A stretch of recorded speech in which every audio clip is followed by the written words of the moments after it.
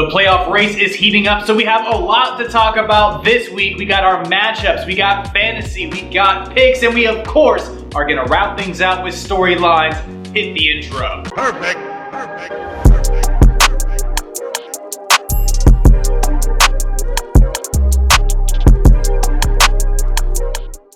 Before we get too far into things, subscribe to support the channel and of course get the bell on to know every single time I'm dropping a video. And with that out of the way, it's on to the content. So I know yesterday was Thanksgiving. I hope that you and yours had an amazing holiday. We're able to enjoy all the food, all of the amazing just family experiences or even friend experiences, considering how spread out I'm sure everybody is nowadays. I really hope you had a nice Thanksgiving, and I hope that you're, excited for football as we walk into Sunday. Had some interesting games yesterday. So again, let's just hop right into these matchups. Heading into Sunday, what are the biggest games on Sunday? So first things first, we got the Pittsburgh Steelers taking on the Cincinnati Bengals. And for this matchup, and for the one I'm going to talk about a little bit later, it's honestly AFC North matchup week. Pittsburgh and Cincinnati here, Cleveland and Baltimore on Sunday Night Football. In this one, the Pittsburgh Steelers are in third place in the AFC North, trying to find their footing and make a playoff push. The Steelers just haven't really been able to play their brand of football this season. They've been dealing with a number of injuries, and the real bright spot on the offense has just been coming from their running back, Najee Harris, their former first-round pick. Big Ben, while he is the guy that they need to lead this offense, just doesn't quite seem to be enough to put the Pittsburgh Steelers past a few of their opponents. They're able to manage and play well with Big Ben leading the way, but Big Ben is no longer the spark that they need at the quarterback position, and it's something to monitor as we head into the offseason, and we're going to talk about the Steelers, I'm sure, way off in the future. But for the Pittsburgh Steelers in this matchup, the name of the game is going to be just playing good and sound defense. They've been out TJ Watt. They haven't had TJ Watt, for their last matchup, at least against the Los Angeles Chargers. Hopefully going to have him back in this one. His presence alone is going to be huge for a defense that, honestly, without him and even safety Minkah Fitzpatrick, looked like they were completely exposed against the LA Chargers, against a high-powered Cincinnati Bengals offense. They're absolutely going to need those pieces. For the Cincinnati Bengals, the name of the game is really just getting back to form, right? We saw this Bengals offense explode out of the gates this season, taking opponents by surprise and just putting up points. First round pick Lamar Chase coupled with number one pick last year Joe Burrow have been a dynamic duo. This offense has honestly just been chugging along this season, but ever since that loss to the New York Jets, just haven't quite been the same. So the name of the game for Zach Taylor, Joe Burrow, Jamar Chase, and company is just getting back to their brand of football, getting back to their rhythm, because the defense is doing its part, but the offense is going to need to outscore their opponents. The next matchup I want to spotlight, the Tennessee Titans taking on the New England Patriots. The Tennessee Titans going on the road into Foxborough have a nice little history against the New England Patriots as of late. Head coach Mike Vrabel has been able to out-chess match Bill Belichick as of late, winning their last two matchups against the Patriots.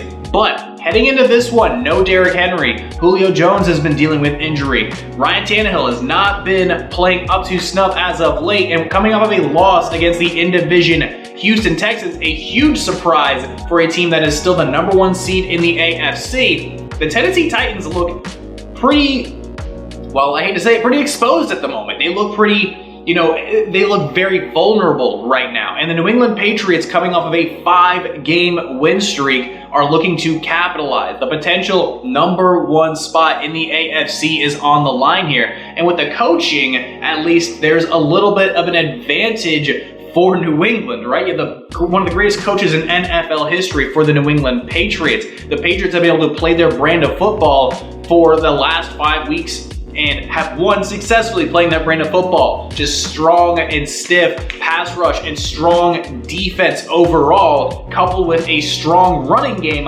by the offense that's able to contain the flow and able to control the momentum of the game. The Patriots, that's their brand of football this season. It's been incredibly successful for them. They've already got just as many wins now as they did all of last season with former Patriots quarterback and now Carolina Panthers quarterback Cam Newton. So in this one, the real matchup is going to be against the head coaches. Can Mike Vrabel outcoach Bill Belichick? Can Mike Vrabel make all the adjustments that the Tennessee Titans are going to need in this matchup? And then for the New England Patriots, it's just can they play their brand of football against this Tennessee Titans team? The Titans have been surprising this season. Again, they're the number one seed in the AFC, and they didn't just get there for no good reason, but they're vulnerable right now, and it's going to be a really interesting matchup with the potential number one seed on the line. Next matchup, the Los Angeles Rams heading into Green Bay to take on the Packers.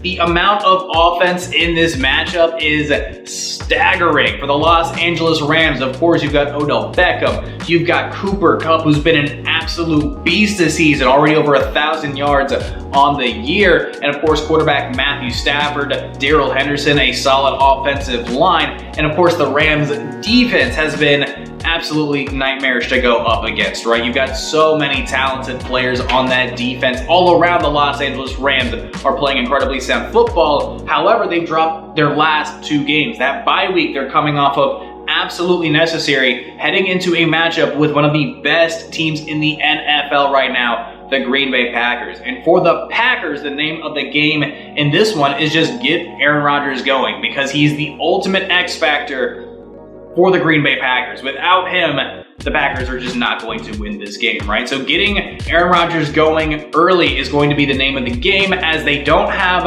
Aaron Jones yet. Again, A.J. Dillon likely going to be the lead back for the Packers, but that offense is still as dynamic as ever, and coming off of a loss to the Minnesota Vikings, I expect them to have a chip on their shoulder.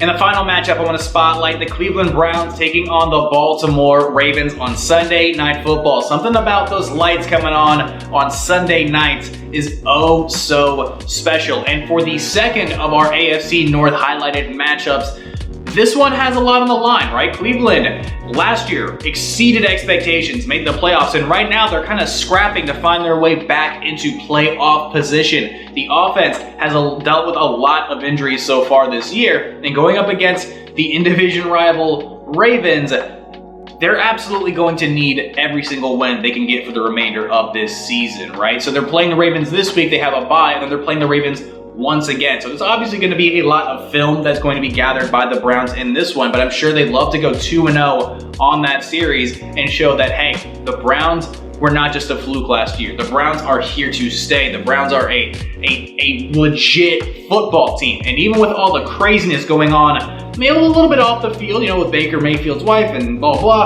I don't want to get into all that. I honestly don't really care too much for it, but it is relevant when you got drama going on dealing with your head honcho, your number one quarterback, and even him calling out fans, saying they're basically like fake fans in the Cleveland Browns fan base. A lot of drama going on for Cleveland, and honestly, the worst time.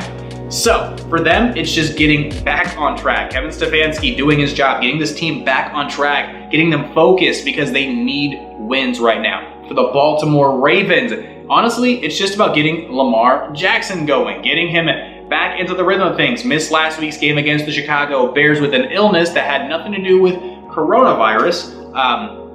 Lamar Jackson is the ultimate X factor in this game, right? I think Lamar Jackson needs to be in the MVP conversation. They've had a lot of comeback victories with him leading the way this year, but in this matchup, the name of the game is going to be just keeping the Browns off tempo, not allowing running back Nick Chubb to get into his flow, because the Browns running game is going to be the heart and soul of this offense. Going to be an exciting matchup with some playoff implications on the line. Matchups out of the way, it's time to move on to our fantasy picks of the week. And I think this is going to be the final week that I do the fantasy picks of the week. It's playoff time, and if you have made the playoffs, hopefully with a little advice from your boy, I think you have a properly good setup. If you're in the final week, it's week 12 now, trying to make that playoff push, I think I have a few players ready to go for you, some guys to consider if your league isn't super heavy with players, if you aren't in a 16-person league like myself where like all the good players are taken. there might be a few guys available to you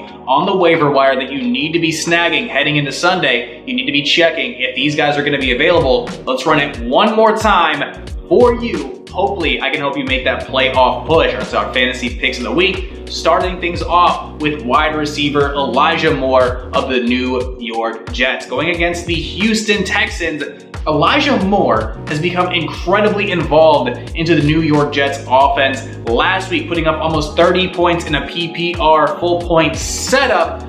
Elijah Moore has been popping every week, honestly, ever since the Jets bye week. So Elijah Moore is a guy you should definitely consider putting in your flex spot if you're a little bit light on your running backs, even light on your wide receivers. The Jets are focusing on trying to put the ball in the hands of Elijah Moore. He's an absolute playmaker. He's finding the end zone. He's getting yards and taking advantage of his opportunities. So Elijah Moore is somebody you need to be looking into and possibly starting this week. Back-to-back Jets, I got Ty Johnson, the running back for the New York Jets. And again, taking on the Houston Texans, Ty Johnson has a great opportunity in this week's matchup considering Michael Carter, their other starting running back, it seems like they kind of have a 1-2 dynamic, is dealing with a little bit of an issue on his ankle. So it doesn't look like he's going to be able to suit up for this matchup against the Houston Texans.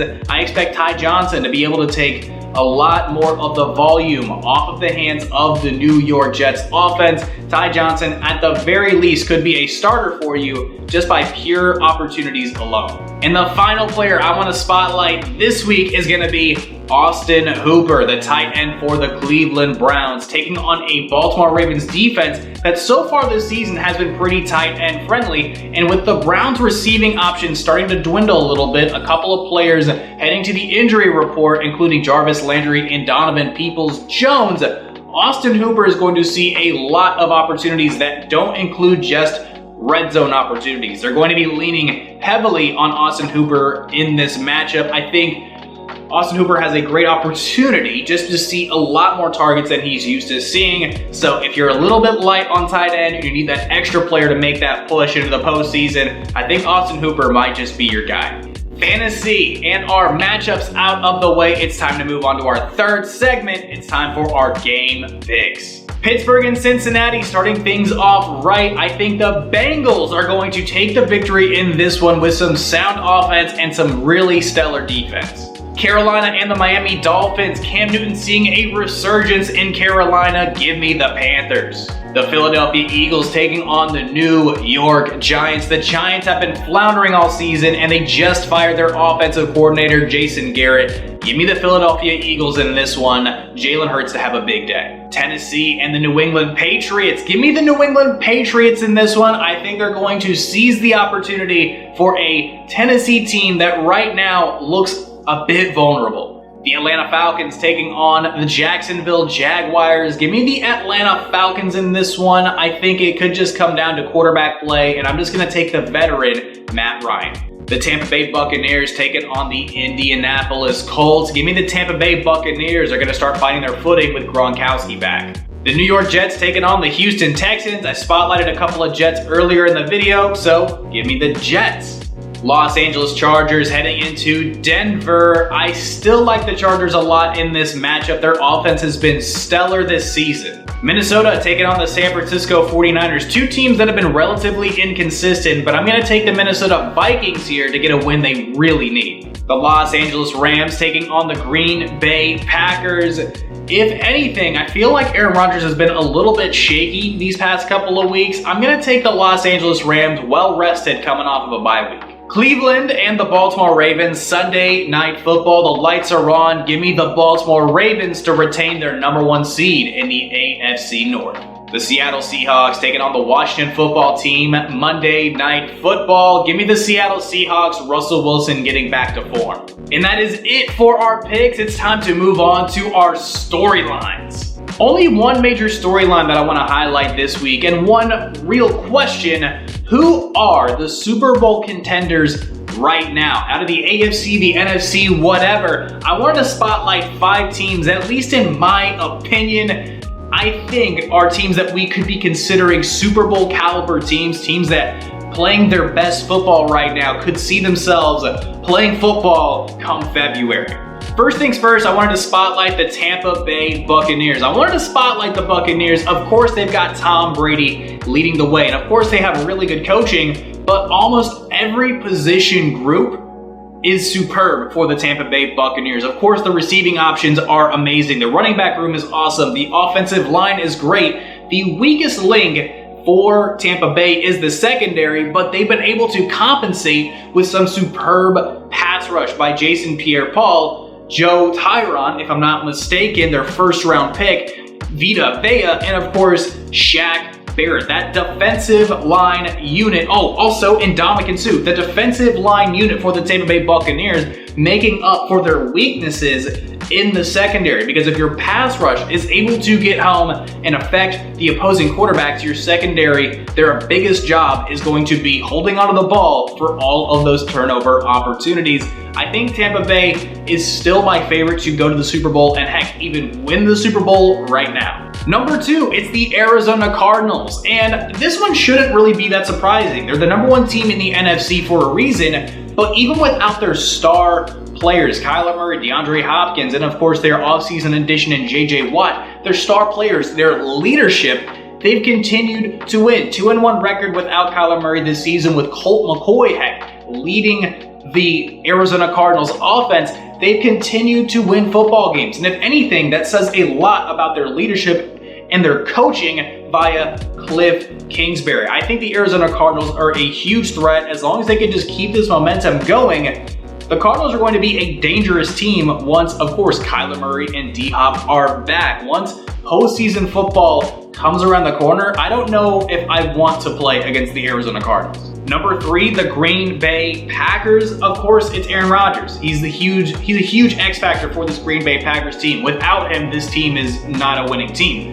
But this team, as far as playoff potential, even with some injuries along the way, are dangerous because they have superb offensive chemistry and the defense is playing incredibly well, right? So head coach Matt LaFleur deserves a lot of credit, a lot of chops as well, but I think the Green Bay Packers are at least my 3rd team as far as you could say it's a power ranking or what have you, but I still think they're a Super Bowl caliber roster, a Super Bowl caliber organization. Even with all the frustrations going on behind the scenes, this team is still just as much of a threat to make the Super Bowl. Number 4 on the list, call it bias if you like, I got the New England Patriots as one of my teams that could very well make it to the Super Bowl. Look, the AFC is incredibly wide open right now. Everybody in the AFC has some deficiencies and some issues, but the New England Patriots have been able to play incredibly sound defensive football. The pass rush has been amazing with Matt Judon getting after quarterbacks. Already has a career high 10.5 sacks on the season. The New England Patriots defense is leading the way. Bill Belichick leading the way, and their ground and pound